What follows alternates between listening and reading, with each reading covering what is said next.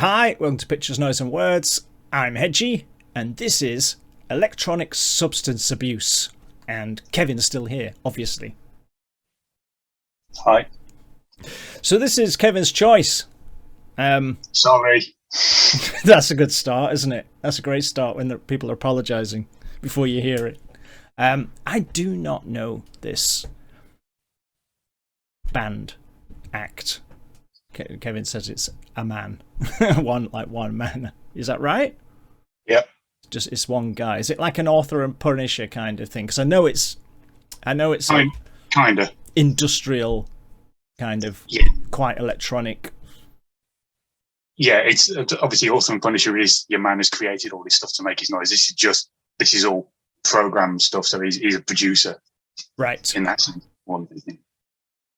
So there is an album. It looks like that. It's called Design or Carnage. But as I say, I have... Oh, look at that. See? What better recommendation than he's already got it. So yeah, I have not heard this. Clearly Kevin has. So this is... I definitely have, yeah. So this is all on Kevin. What is it? What are we going to get, do you think?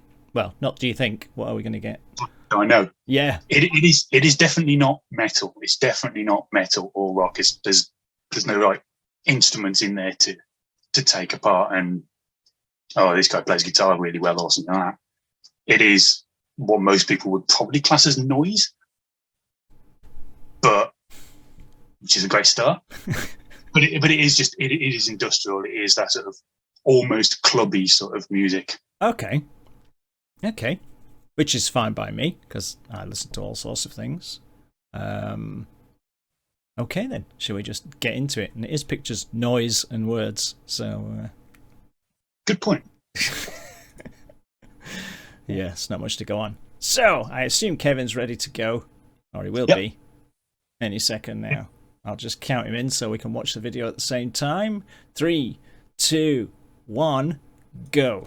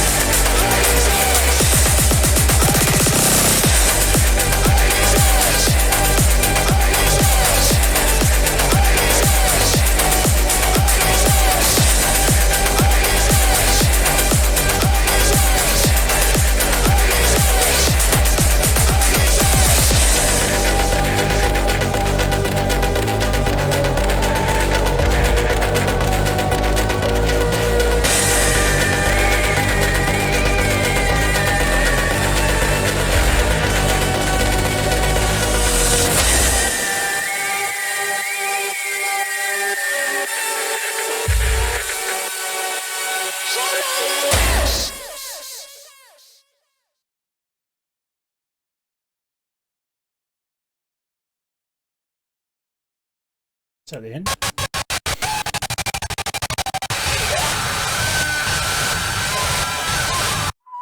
Pretty much. Credits and yeah. Okay. Well, I paused it on a great bit. There you go, everyone. That's where I paused it. So that's just going to give me nightmares. Okay. Yeah. Noise. So yeah, it's I saw a band in Germany called Rotter Sand. Yes. And it was fab because there was just this big thumping wall of electronic music that, in conjunction with the other 2,000 people that were in that aircraft hangar, it genuinely was an aircraft hangar, it just all worked as this big kind of, it just creates a big kind of, just an atmosphere and a feeling of everyone just, it was so loud and such a big sound that you just had no choice. You either left or you just embraced it, sort of thing. And I had a fantastic time, I have to say. And I can imagine this being the same sort of thing if you're in a room full of people and this is on, and it's sufficiently loud and high quality sound system. It would just envelop you in the, in the whole.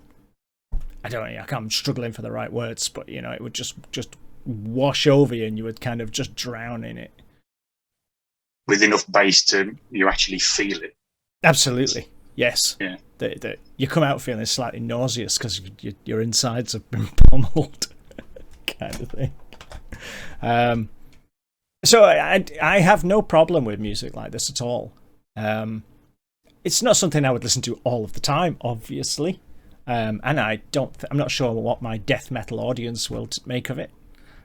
Nor am I. That's kind of what I'm. So it'd be interesting, yeah. It's, the video's a thing of nightmares, isn't it? So yeah.